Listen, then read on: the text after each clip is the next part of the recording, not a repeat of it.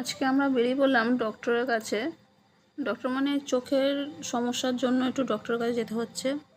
সেই কারণে ভাবলাম আমি যাই একবার ডক্টরের কাছে একবার দেখিয়ে নিই ডক্টরের কাছে চোখটা, কারণ প্রচুর সমস্যা আছে চোখটার মধ্যে। তো এসে গেছি ডক্টরের কাছে।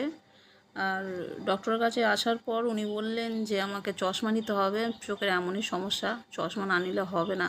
আর একটা ড্রপ দিয়েছে যেটা চোখে দেওয়ার জন্য। তো এখন চশমা দেখছি কোনটা নেব, পছন্দ করছি। আর পছন্দ করতে মনে হলো যেন এই চশমাটা যে নিলে হয়, তবু দেখে নিই একবার কোথায় চশমা আছে, কীরকম কী চশমা। তো ভাবলাম এই চশমাটাই ঠিক লাগছে, চোখে পরেছিলাম অবশ্য।